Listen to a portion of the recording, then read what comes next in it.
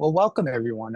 My name is Bill Fanning, part of the team here at Talk, and really excited for today's conversation and to talk a little bit about more the immigration and putting the developing and managing the program around that. It's definitely a core topic, and I'm here at HR Tech, and actually had a couple conversations with vendors who are doing that. So it's a great topic for us to discuss today. For everyone who's coming in, if you're new to Talk or new to the organization, to the local chapter, excited you're here. We're going to have some fun updates in the next week or so from the board meeting conversations we had. So I'm excited to share all of that with you. But I don't want to take away from the topic today. So I'm excited to turn it over and we can start this conversation on this topic. And if there are any questions or anything, please feel free to just drop them in the chat, or probably a little more easier is just to speak up. And I'm excited to get going. So with that, I'm going to turn it over to Ari. And Ari, I'll let you drive and I will move the slides. Thank you, Bill. We'll go ahead and run through the agenda first. So as Bill mentioned, today's session is going to be focused on visa and immigration, really discussing the benefits of visa sponsorship, challenges you and your teams may encounter, ways you can strategically integrate that into your process and plan, and then really TA's role in the visa program and how you can help facilitate that for both your candidates, new hires, and your stakeholders. And then we'll wrap it up with a Q&A session. But we're very excited today to welcome a guest speaker, Linda Spivey from Travere Therapeutics, who has just a wealth of knowledge to share on this topic. And then also Nihal Solomon, who's part of our LA Talk chapter. So we'll hear from them in a minute here, and big thank you to both of you for joining us. All right, next slide. All right, so I'm Ari Tulin. I am co-chair of the San Diego Talk chapter alongside Karen LaCrone, and other board members we have joining us today are Charlie Hirschman, Jimmy Yaji, and Amy Hernandez from Travere Therapeutics as well. Will be on shortly. I'm going to go ahead and just give a quick kind of snapshot of what the San Diego Talk chapter is really focused on in our mission statement. Next slide. Oh, so sorry. One more round of introductions. So we also have Talk champions here in San Diego. Those are joining us today. Paula Cleveland with Enlight, and I'm not sure if I saw Joel on the call, but he is also part of our champion group. These are individuals who contribute highly to our efforts and our collaborations. So we so appreciate them as well. And then we'll jump over to the mission statement. So the Talk San Diego chapter is really focused on fostering community connections, networking, and just enhanced visibility to the SoCal hiring landscape. We do this through a variety of avenues, really trying to provide meaningful content and thought leadership to all of our members, both here in San Diego and also nationwide through, offerings like this one. But we are an inclusive chapter, so we welcome participation of professionals in the TA space from all levels, and are always open to discussions if you ever have a topic you want to chat about, or interested in connecting with any of our members. We definitely encourage you to reach out to either our board members or our champions. With that, I'll go ahead and pass it over to the LA chapter. Awesome. Thank you so much, Ari. Hello, everyone. I am Alicia, and I'm so excited to be here with you today and share your excitement, Bill, for the topic. But first, just wanted to introduce you to our wonderful Talk LA board here. I am bottom center there on your screen, and I chair the chapter with Jana on the right side of your screen. And we serve together with Corey on the left, Nihal, of course, who will be sharing his endless wisdom with you today. Good to see you, Nihal. And then we have Eveline and Gillian as well on our board for Los Angeles. Together, we do serve over 300 active Talk LA members with the mission. Bill, if you don't mind pushing forward, thank you so much. So our mission here for the Talk chapter of Los Angeles is to serve as a beacon of excellence for our TA community and create a space for professionals to connect, to learn, and to share ideas that will really elevate the TA experience. And we do that mainly through events, both virtually and in person, but we definitely will have a much stronger in-person strategy going into 2025. So if anyone in San Diego happens to find themselves in Los Angeles, please reach out to any of the board members. We would love to meet up with you and connect.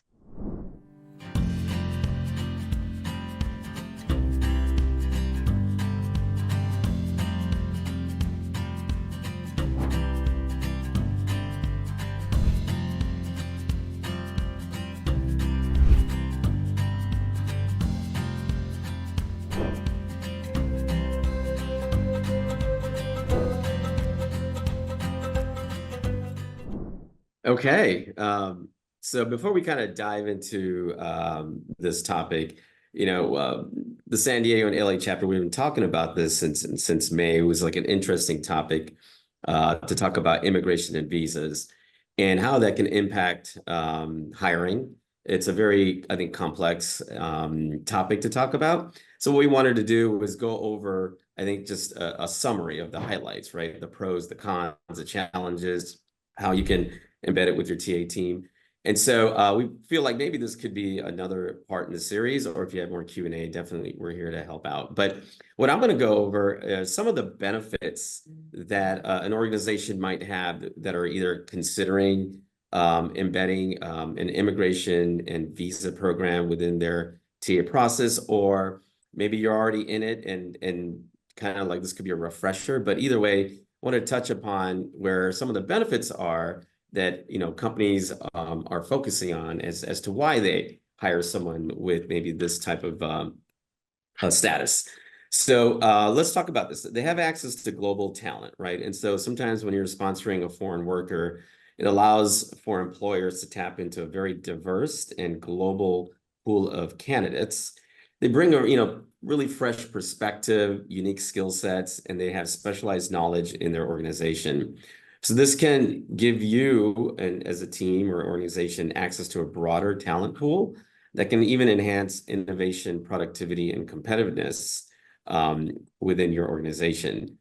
A big area is really filling skills gaps. So in industries that are facing shortage of local talent with specific skills, work sponsorship can help bridge that gap. And that way, employers can also attract and hire workers with some of these expertise in specialized fields where the domestic workforce might be limited. And this practice can contribute to the growth and development of industries that rely on international talent and maybe even fostering economic progress. The other area is definitely enhancing diversity and cultural exchange. So when you're having this type of a sponsorship program, it does promote diversity and cultural exchange within the U.S. workforce. By attracting some of the immigration talent, you can cultivate a rich and multicultural work environment that kind of fosters a broader range of perspectives and ideas. And this can also lead to increased creativity, problem solving, enhanced collaboration, and benefiting the organization as a whole. And one of the big areas that we've seen this, especially within our organization that I work with, is retaining valuable employees. So, if you're sponsoring work visas, it demonstrates a commitment that you have as an employer to support and retain valuable foreign employees. Gives them the opportunity to work legally in the U.S., building loyalty and trust with that immigrant workforce that's there. And in turn, it does boost employee morale, fosters a positive work environment, and it does reduce turnover. In fact, there's a stat out there that said about 80% of foreign national employees say that a company's policy on immigrations and sponsorship, especially with green cards, are one of the top 3 reasons for them to decide on accepting jobs and staying with the company. So these are some of the highlights that I wanted to talk about in terms of benefits. I'm going to turn over to Linda to talk about the next category. So next I'd like to go over the challenges to visa sponsorship. Right off the bat, right, when it comes to immigration, sponsoring work visas involves kind of navigating complex legal procedures, paperwork, regulations, And, as we look to explore these, it's, how do we address these different challenges proactively so that we can help ensure the success of, an immigration program? How companies address these different challenges is going to depend on their size. My company right now, we have just a handful of employees who are on work-sponsored visas. My previous company is a lot larger percentage. And so there's going to be, a lot of differentiation just based on company size and budget and, how frequent you hire someone with an employment visa. But for the complex legal processes, it's really, how do we stay up to date with immigration laws and regulations? It can be really time consuming, and it's really kind of critical to have, a connection with outside counsel for immigration to help you navigate these. And, if we don't appropriately meet the requirements or timelines for the different application processes, it can result in setbacks such as denials, delayed hire dates, and increased costs.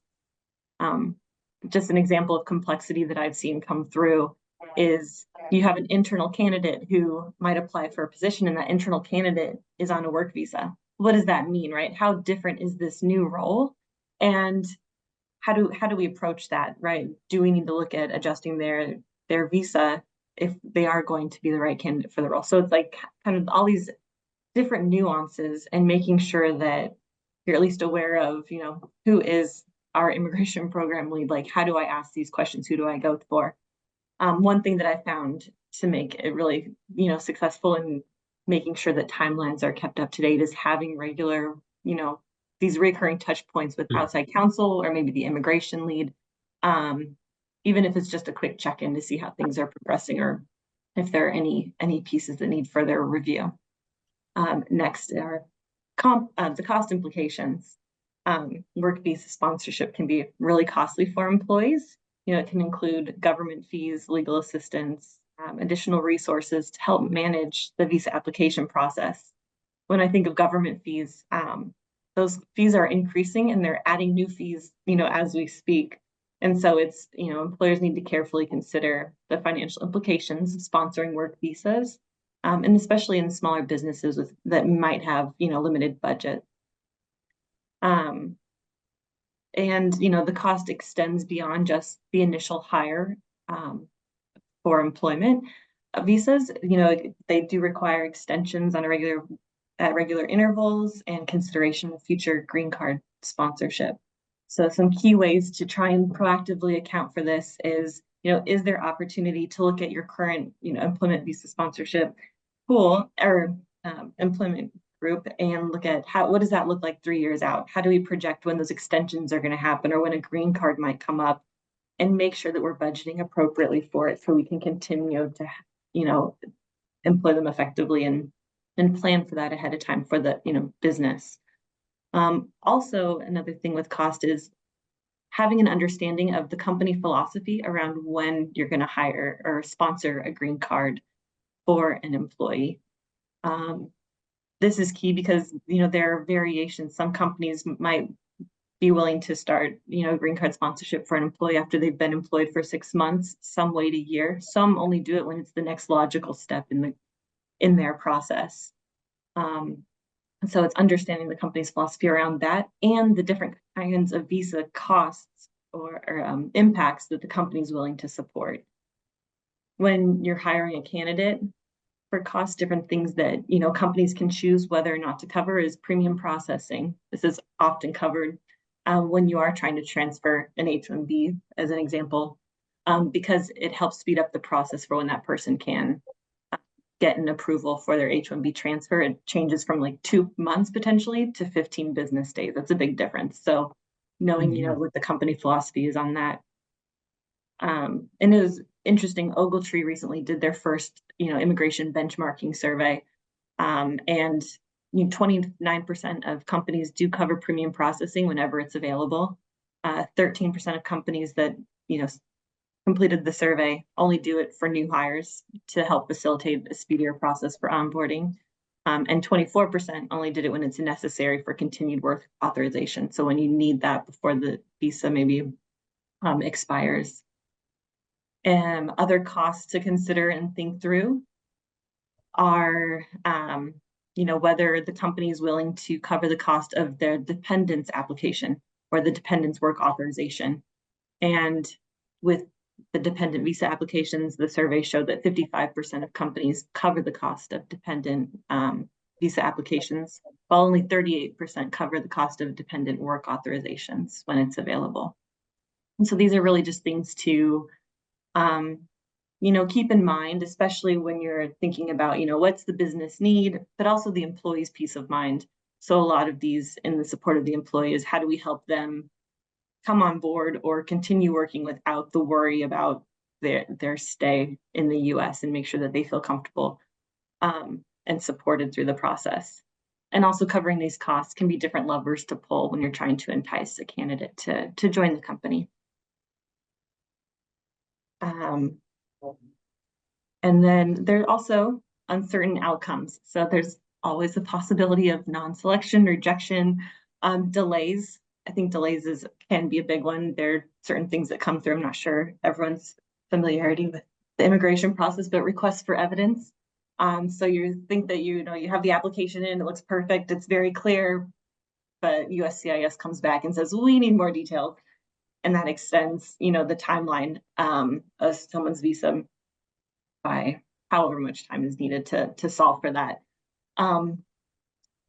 And so it's really, kind of important, for these to kind of get ahead of this piece is to understand all the different options at the outset of the visa process for a certain candidate or for the employees. An example of this that I've had recently is we were hiring or looking to hire a candidate who was on an H-1B in an academic setting, and that doesn't easily transfer to a private employer. Because if you want to transfer an H-1B, they have to then go into the lottery, which is every April, and it gets approved in October. So a lot of uncertainty there. So the uncertain outcomes, and it's also a very delayed timeline. So we were aware that, the other option would be to file for an O visa, which we hadn't done before. And so I was working closely with outside counsel, making sure that we were had everything that was needed, but also knowing what other options there were, right? As we're going through this, maybe we're still reviewing resumes, just in case this doesn't work out, we're aware of the other candidates that are in the pipeline that might be able to step into that position that might work. And, another challenge or something to be aware of is when it comes to, employee terminations. So, and this is largely involuntary terminations in the event of a layoff or maybe a performance issue. Because with employees who are on employment visas, any change in employment changes their visa status. And so if someone is laid off and they don't have an employer that they're already going to be moving to, they have, depending on the visa, there are different requirements. And so again, regular contact with immigration lead, but they, typically have only 60 days to figure out, are they going to change their visa status so that they can stay in the US, maybe through a spouse or a business visitor visa? Are they able to find a new employer, or do they have to leave the country? And if that individual has to leave the country, the employer is responsible for paying for that return flight home. So, it is a huge impact for people who are on employment visas, and just needing to be mindful and aware of that ahead of time. With that, switch it back over to Nihal.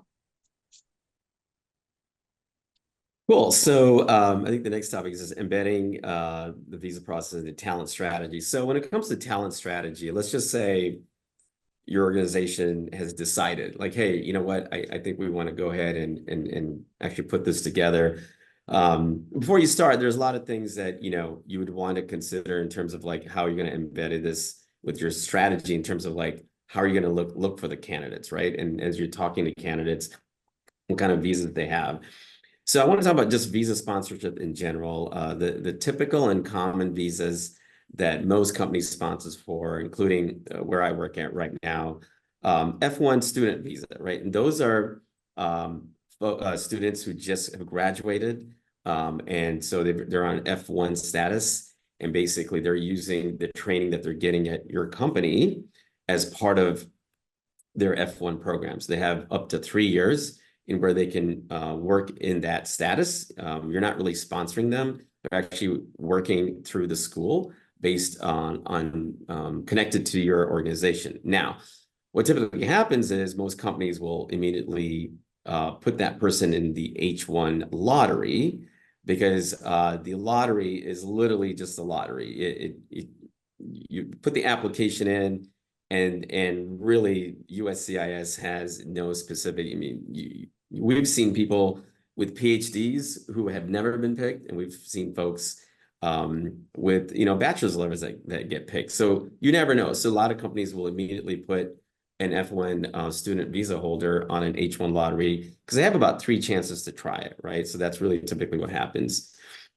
The very other common one is an H1B transfer. So this person might be working in a different company on an H1 status, and so you're decided to hire this person. You have to do a transfer, depending on if you're going to do a premium processing or so forth. It can take 2 months or more, but definitely it's a process that's very common, one that a lot of folks will do.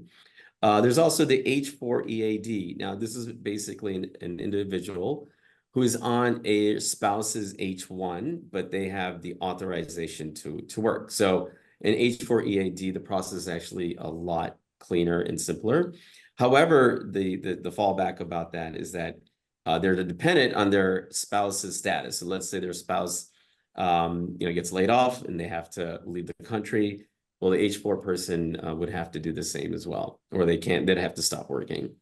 Another very common one is a TN visa holders. So these are citizens of Canada and Mexico who can come and work in the United States.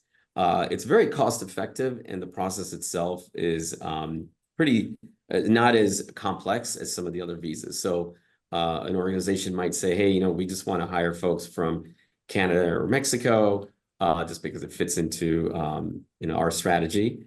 Another one is the L visas. So the L1A and the L1B are visas that companies will use of basically an employee that they have at a different foreign location, and they want to transfer that person over to a location here, maybe in the United States. So an L1A is a manager who manages folks in a different location outside of the country. You want to bring them over. An L1B is a non-manager who you're looking to transfer over. Now, the caveat about that is that you do have to prove why it's important that this person is coming from this other location to the United States, and why you can't find someone here locally. So there's some complexity that's put there. Another common one is the E3 visa. So E3 are Australian citizens who are here in the United States. Very similar to the H1B in terms of the process, but also in terms of transferring them over as well. The O1 visa, I know Linda talked about that. The O1 visa is a specialty visa. Basically, this person has such extraordinary special skills that they're with the company and you're moving them over, or basically maybe they're on a student visa and maybe they're not getting their H1, but they've got extraordinary skills. You might want to put them to get an O1 visa. And of course, green card. Now, folks that are in a green card process more than likely are on an E3 or an H1. But one of the things you look at is when you're talking to a candidate and they say, hey, you know what, I'm at this stage of my green card process, so that's something, would you guys consider? And so if you do, there are some additional costs. However, someone that's in the latest stage of their green card has definitely closer to the goal that they're at. So also think about this, and Linda talked about that in the dependent cases. Now, from a strategy perspective, when you're talking to a candidate, for example, they might say, hey, would you be open to also sponsoring my spouse? And it's interesting because we actually just spoke to a candidate earlier last week, and that was something the candidate brought up. And so we decided, yes, this is an important role and the person's background is really strong, and we decided to do that. So something to think about in terms of talent strategy. The other area that's really, really important is getting external immigration counsel. I have been working with our company within the visa program for about 7 years. In no way am I an expert, but however, I've learned a lot, and that's because we work with external immigration counsel to help process and manage our visas. It's a very complex process, and it's really good to pick, an immigration service that fits within your needs as well. Some of these immigration counsels have great platforms you can use as well. Previously, it was really manual and laborious in terms of like signing a lot of documents and having to actually physically mail them over. Nowadays, a lot of immigration platforms make the process a lot easier. But it's really important to also involve your immigration counsel, no matter what happens in terms of as you're looking to hire folks. Location. Now, this is something that's interesting depending on the size of the organization. Now, for us, we're an international company. We have 22 offices globally. So, for example, if our office in Sydney is like, hey, we've got someone that we're looking to hire, they have a visa. So you got to think about that as well, right? So from a strategy perspective, are you open to hiring around the world for those local offices? If so, there are some circumstances there that you're going to have to take into consideration. One of the interesting ways in terms of strategy and retaining is a repayment program. So a policy could cover a possible fees of repayment if an employee leaves within a certain time, right? And so, for example, if you open up someone's green card process, I mean, the costs are about $15,000 if you look at all the stages. And also, if you look at it, until they get their green card, you're going to have to renew their H-1B. So that's going to cost a lot of money. So the company has to decide like, hey, if a person decides to leave within 1 or 2 years of starting this process, do they pay us back a certain percentage, right? And so that's something that you might want to consider in terms of just working with your internal legal team as well. So in terms of like strategy, those are some of the highlights that I wanted to kind of bring up. I think maybe in a Q&A session, there could be more that we can talk about, but wanted to pass it over to Linda to talk about how we can then take TA into the visa program as well. Yes, so when it comes to, TA's role, a lot of it kind of starts with what is the overall workforce strategy around hiring these, individuals who require visa sponsorship. And so where there's opportunity to estimate maybe, the roles that may result in visa sponsorship candidates, hopefully TA is brought into that conversation. If you know that 15% of your software engineers or data scientists are working on an employment sponsored visa, is it realistic to think that that might be what the hiring percentage looks like? And so that kind of going into the hiring process for a new role. And if the company is relatively new to hiring foreign nationals, maybe there's not necessarily budget, right? Like where is your company when it comes to that, to sponsoring, so you're aware kind of the positions that might be eligible for visa sponsored applicants, or if there is budget for it. It's also good to be aware of that possibility when going into intake meetings, right? So if this is something that historically you've seen these candidates for, you can have that conversation early on with the leader and say, is there time based on the time you need to fill this position to consider a candidate who might require sponsorship, and thus the start date might be a little bit further out than hiring a U.S. worker. Does the department have budget based on where the budget sits for it? And then if maybe at first there's not the ability to consider a visa candidate, as you're getting applicants in and you're seeing who's qualified, does it tend to be individuals who require visa sponsorship, and do you need to reconsider and open it up to those who require visa sponsorship if more of those qualified candidates are there? And who do you meet with to have those conversations and kind of broaden the applicant pool? And then, there's another key piece of when do you conduct, an assessment to see whether a candidate that needs a work visa, whether you can actually sponsor that visa for the candidate. And so there are different touch points during the application process or the the hiring process where employers could consider having kind of that assessment. And what that is it's looking at, okay, what kind of visa are they currently on? How much time do they have left on in that visa status? Because that kind of alludes to how much time you have before you may need to sponsor a green card. And does the company have the ability to sponsor a green card at that time? So we do have another slide that kind of goes through some key questions to look through what a work authorization assessment looks like. But different stages that I mentioned, one key stage is, if a hiring manager's reviewed a resume and wants to bring someone in for an interview that requires an employment visa, that's a good point for TA to then kind of get additional information from the candidate to provide to an immigration lead to understand, okay, what is the cost implication? And what timelines would we be looking at, and can the business support each of those? Some companies do wait until after a verbal offer is accepted or until a formal offer has been accepted, but that's, kind of feels a bit late, right? Because at that point you want to know, okay, when can this person actually start their role, and does that work for the business? Another key piece for TA is to really maintain touch points with the different stakeholders. So that includes the candidate, HR immigration program lead, and the hiring manager. TA is going to have most of this conversation, a lot of conversations with the candidate, and understands kind of what their concerns or hopes are when it comes to visa sponsorship. When, with Nihal mentioning the H-1B transfers and that process, technically, the new employer just needs to file an application for the H-1B, and that candidate could start with the company. Is the candidate willing to do that? Are they able to do that? Or do they want to wait till there's full approval? So having that connection with the candidate and understanding what they're looking for when they'd be willing to start is a key touch point.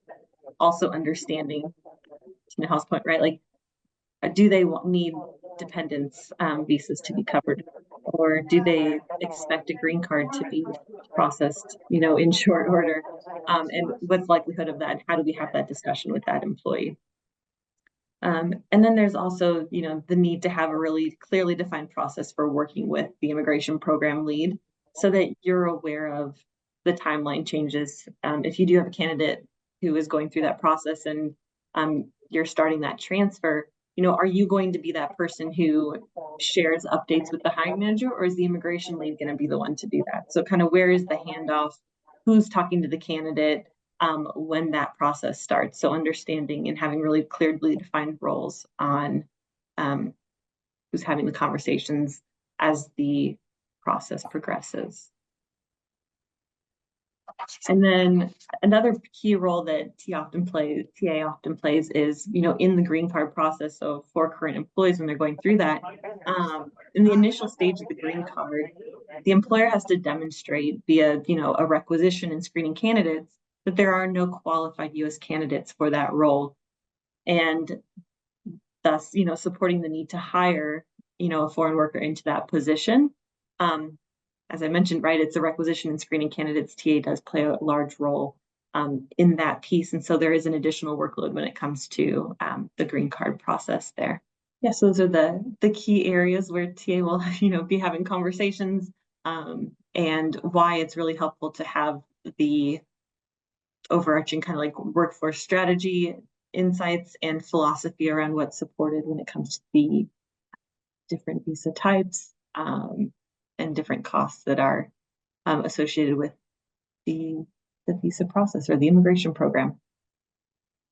With that, I don't know, Nihal, if you had anything else you wanted to add into the conversation here? No, I think you covered a lot. And I think the next slide as well, I think some of those other questions that we got there. So some of the things. Yeah. And I think and Linda and I were talking about how you almost have to train your TA team in terms of what to look for, what questions to ask, right? And by trial and error, you start seeing some common topics that have to be covered, right? yeah, is the candidate currently in the US? I mean, that's huge. If they are, sure, that's, less that you'd have to, less complexity to work on. And if they are, and the other thing is, we forget, like, if they're on an H-1B, and the current company they're with hasn't started their green card, or they don't have what they call an I-140, approved I-140, a person on an H-1B actually has 6 years max, right? And so one of the questions a recruiter will say is like, oh, you're on H-1B, great, when does that expire, right? Is that your first round? Because basically they have 3 years and then 3 years, that's 6 years. And then after that, you have to have at least an approved I-140, or you're on a different visa status. And so those type of questions are important, because then you're looping in your manager and saying, hey, yeah, we have this person on an H-1B, but we're going to have to, like, do X, Y, and Z right away. Is the business ready for that, right? And so that could decide if you wanted to move forward with the candidate. And then the whole EAD, like, for example, we talked about the H-4 dependent. If they have an EAD, great, they can start working at right away. If they don't, for example, like, some say, well, my spouse has applied for an EAD. If say, all right, well, when did they apply that for? Oh, 2 months ago. Well, you might want to check with your immigration counsel and say, hey, someone applied for their EAD 2 months ago. What's the timeline? So if they say it might be another 3 months, you got to get back to your manager and say, hey, look, it might be another 5 months before the person starts. Are you willing to move forward with this person? So I think those are some of the, questions that I remember coming up. Linda, I don't know if there was anything that you ran into that you had to, like, pass over. No, those are, yeah, all great examples. I think those are a lot of, like, the frequent ones that come up. Yeah. See, I think really with that, I think we kind of wanted to open it up. This is a topic that has a lot of different layers you can get into. But I think what we wanted to see is just, where some of this information is, maybe hitting with you, or it's not, or maybe, wow, it's like, oh, we didn't think about that. Maybe we should go back and kind of recalibrate. But in general, we wanted to kind of talk about just some areas to look into when you're looking at visas and immigration. Go ahead, Jimmy, you had a question? Yeah, thanks, Nahal, Linda. Great presentation, great information. So my question is kind of something I'm dealing with right now. It's kind of adjacent. I have a couple candidates that are on L2 or H4 visas, so they're good to go to work technically. But to me, I still sense risk with their spouse, for whatever reason, not having a job, and that working status changing quickly, kind of out of our control. And so I was just curious if you've ever, like, advised the business on this before, or, like, kind of how would you outline the perceived risk to the hiring team about kind of moving forward with pursuing these types of candidates? I feel like it's pretty straightforward, but was curious if you've ever, like, approached the situation before. So what I've done in a situation like this is immediately go to my external immigration counsel, because they're going to give you, like, the timelines or some complexities or documentation. And usually we go to them and say, hey, here's the situation. We get all the information and we pass it to the hiring manager.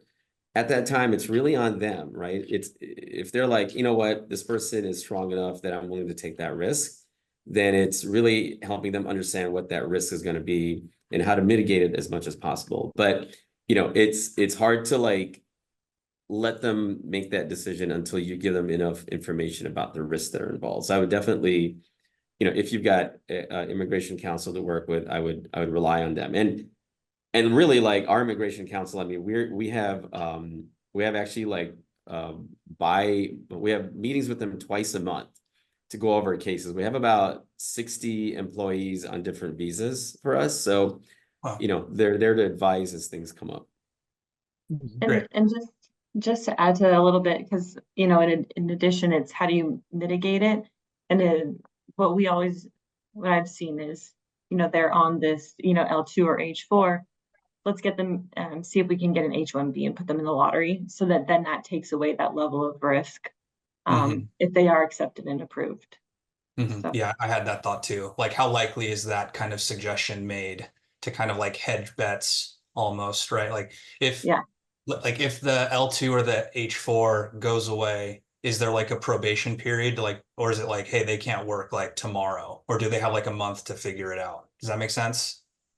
Yeah, I think I'd have to ask outside counsel. I don't remember Okay, that. sorry, I'm just Yeah. appreciate No, all- yeah, no, it's a good question. We have another question from Amy. Yeah, thank you both so much, Nahal and Linda. I've had the pleasure of Linda being our immigration guru and talent acquisition partner, so I'm incredibly blessed because of that. But I have more of a macro question around how the two of you have seen or not visa and immigration sponsorship as part of a more holistic inclusion strategy, inclusion or diversity strategy, more at the leadership level. So, you know, does it, Linda, for example, I know you sit in the community and inclusion team, right?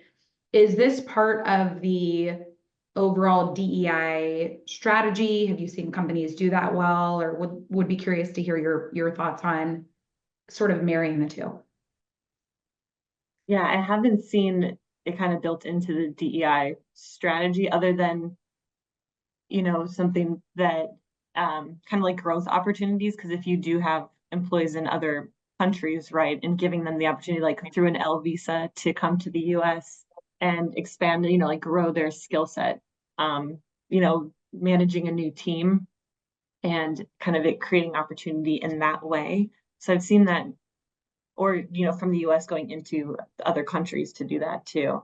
I've seen that be an opportunity for it and used that way. But Nahal, I'm not sure if you have any insight. That's an interesting question because I don't think we've like actually thought about making as part of the strategy. I think we've been hiring folks with visas for about 10 years. So it's like just been ingrained in us hiring. We have seen, it's interesting you bring that up because now when I look at our employee, you know, demographics, right? You can see where there have been increases, and not because it was we're like, you know, strategically actually going down that route. It's like it's just where the market is. But the thing is, like, we as a company know that there's a lot of benefit from that, so we're willing to spend a lot of money. So comes back to finances, right? And we spend every year, like we spent probably close to $250,000 on immigration. And it's helped us grow in those different ways. So, but I would say it would be something unique, I think, to think about if a company was going to make that as part of their strategy.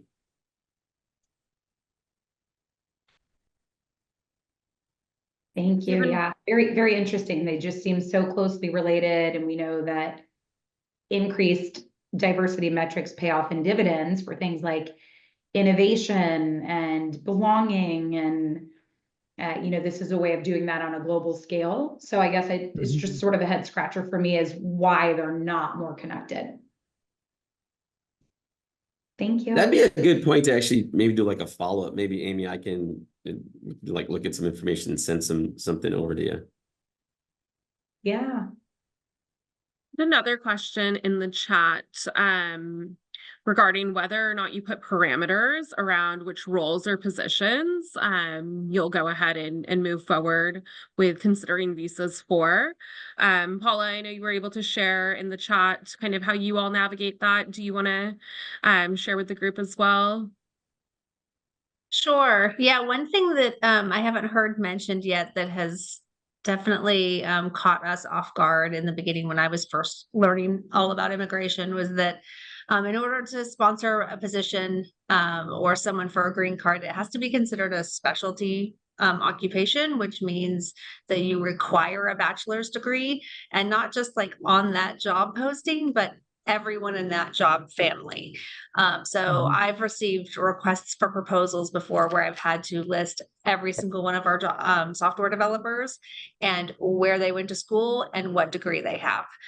So if you have an engineering team of a couple hundred like I do, that can be a pretty big deal. So you have to really make sure that you're paying attention to what your talent acquisition partners are doing, that they're not hiring anyone into these roles that you sponsor people for that don't have their degree. Or I think the USCIS equates 12 years of professional experience to a bachelor's degree.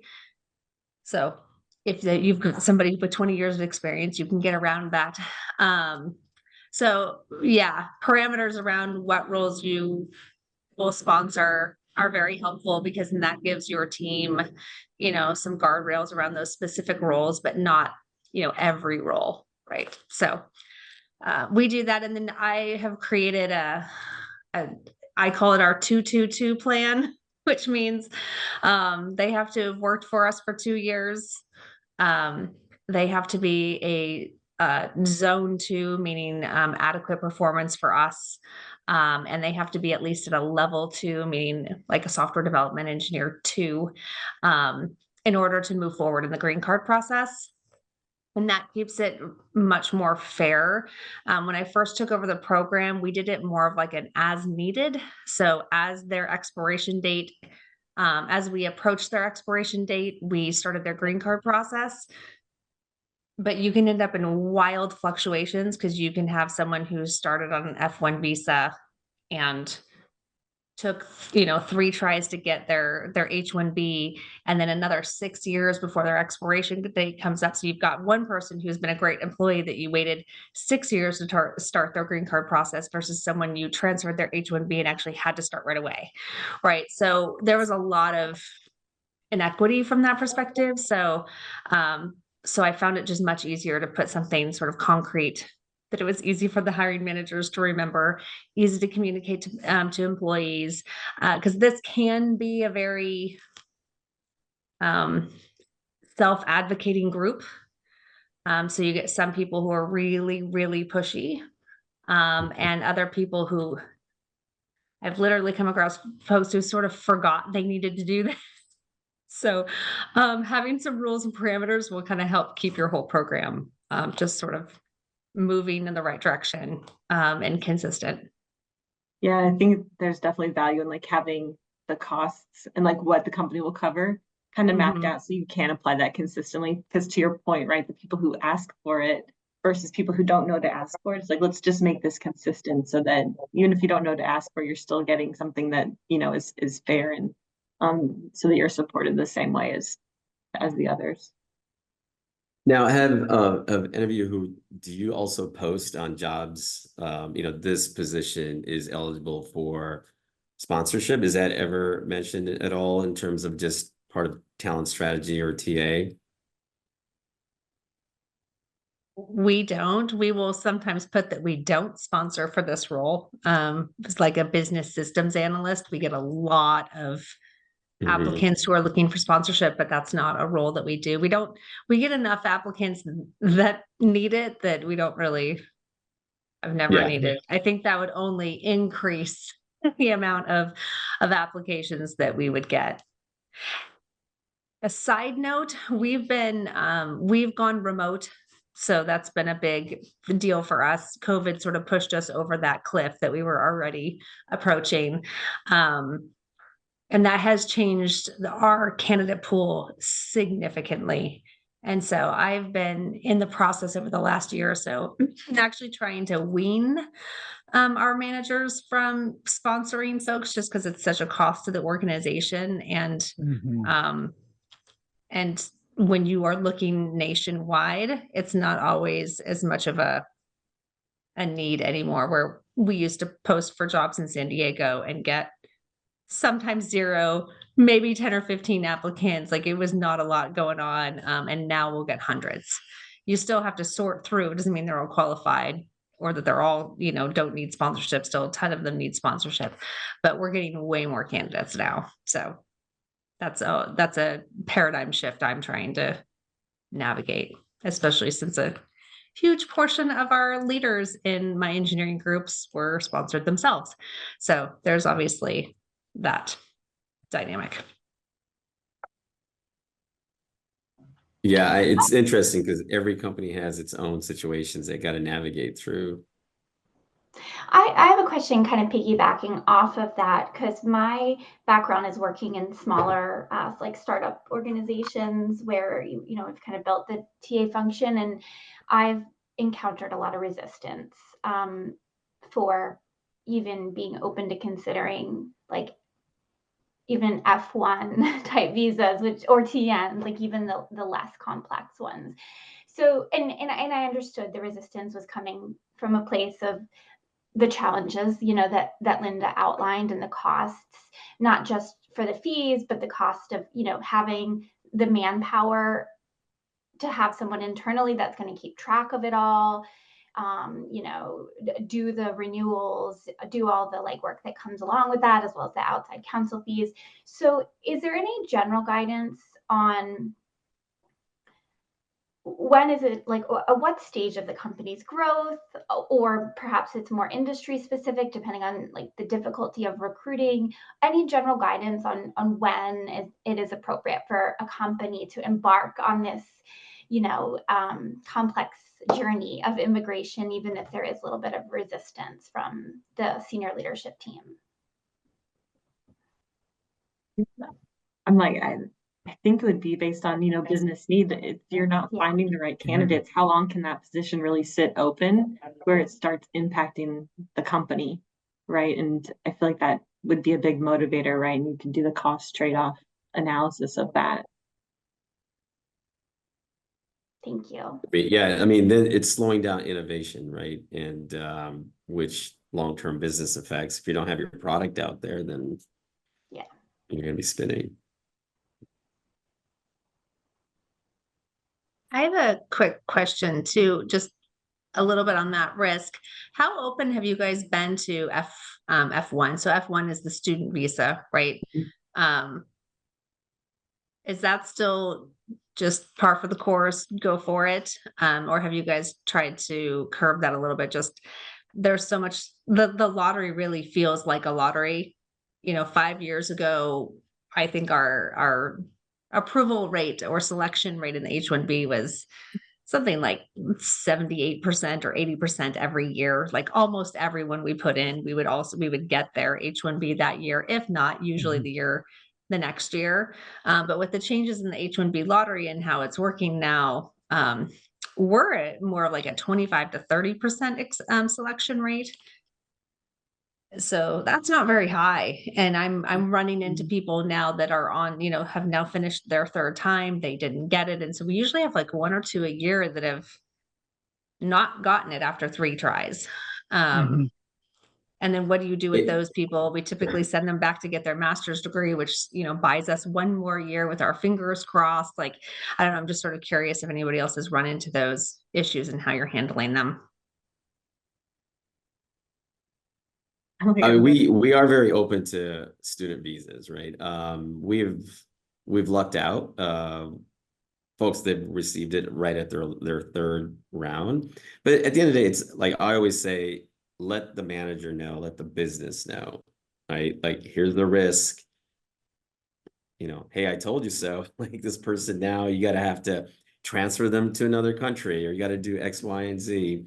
But I think also, I think if you put that parameter down, like, hey, if we're hiring for these specific skills and these specific roles, and we're open to this, then at least you've got someone that's been bought in from the beginning.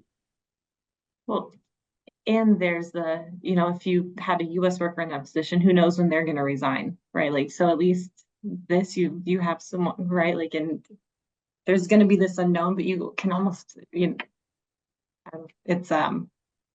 weighing it, right? There's always going to be risk with someone who's in the seat, right, leaving. And so here you're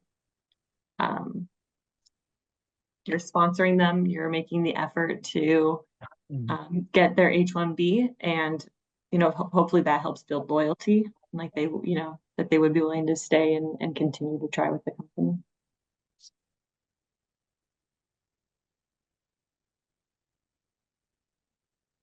think I cut off John. John, did you have a question? Oh, no worries. Yeah, I was curious. I'm actually a global mobility program manager that sits within the TA team.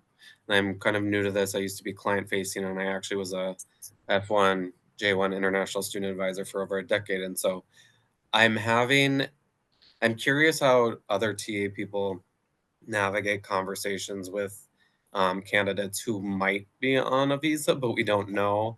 And they might say they don't now or in the future need sponsorship when in actuality they are an F1 student on OPT or STEM OPT. And so my recommendation, of course, would be we need to apply for H1B every spring, just to make sure that we have a better shot of them getting approvals.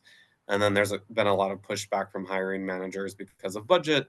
And so I'm just curious how other TA folks have navigated those conversations, and something I could maybe go back to my team and recommend.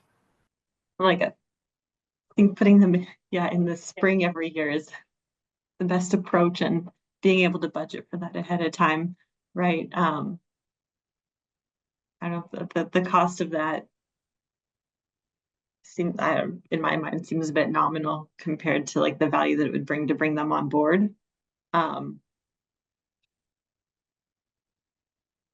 So that's not exactly helping. Yeah, out of that I don't know if I'm conversation. answering. Sorry. I don't know if I'm answering your question, but I would say we only bring people on F1s for positions that we will ultimately sponsor. So we won't hire an F1 into like a marketing specialist position because we know that we won't sponsor a marketing position. So we put that parameter on it. And other than that, I've just tried to coach my talent acquisition partners. We ask that question up front, like they have to answer that question when they fill out their application, which tags them as like a yes or no in our system. So hopefully we can do that. But then even people, students especially, are like, no, you don't have to sponsor me. And I'm like, yeah, but eventually we do. You look for bachelor's degrees that are in foreign countries. You look for work experience that are in foreign countries. And if things look like that might be a possibility, I just tell them to push a little bit in the interview and say, so you have an ongoing EAD, like there will not be a point in your career where you need company sponsorship, and just ask it maybe in a little bit more forceful way if you see something that it doesn't mean. I've been fooled before by someone who came with their bachelor's degree that didn't have work experience, and then we're surprised as we're filling out their I-9, we're like, oh, you're on an F1. That's interesting. We didn't catch, that was not presented during the interview process. So it's happened. But I just try to get my tape folks to ask a few more questions if there's some obvious signs there. And I think a lot of it is also if you approach from like, we're here to help you long term. Right. We just need to know. It's okay. We just need to know. Yeah, whether you work with us or somewhere else, like we're here to help you navigate it. That's helpful. I think maybe putting those parameters and getting each department to kind of give us their okay or not before seeking out folks who might be on visas or need sponsorship in the future. I think that would be helpful, just because we acquire a lot of companies and then don't always know what those departments are willing to do or not. Thank you. I also try to tell candidates it's for their own good, right? That they should try their absolute hardest to get a job with a company who will eventually sponsor them. So if they shouldn't waste their sponsorship time, right? Because the OPT is limited, and especially if they don't have a STEM degree, they have a very limited amount of time that they need to work for a company who will invest in them. Otherwise, they're just kind of wasting sponsorship time. Right. Bill, do you mind advancing to the last slide? I'm just realizing with all these great questions, we are at the top of the hour. So just really quick to thank you so much again to Nihal and Linda for this wonderful information. For those of you that are new to the chapter or to the organization, please stay tuned for be on the lookout for future events. The recording of this session will be on the Talk platform. I know our San Diego chapter has a pretty active LinkedIn page, and I think LA does as well. So encourage you to connect with us there to continue the conversation and continue networking and be on the lookout for future events. So thank you all for joining us today. Yeah, thank you Any very closing much. remarks, Bill? No, I mean it's fascinating. My only H-1B experience, I was so hard pressed to prove why I needed a foreign resource and not a domestic resource, and so that was an interesting challenge that I was listening to. So, but I've only walked through that process twice. But no, it's been great, and we have a bunch of activities coming up for Talk nationally. We will be working on making the boards more engaging, and I'm really excited. This was great, and I'm glad everyone can make time to be here. And I'm looking forward to doing more of these events. So definitely follow these steps on what's next. And thank you everyone for your time and for letting me to participate. It's been great. Thank you. Aw. Good luck with everyone. Thanks everyone. Bye-bye. So thanks, guys. Bye.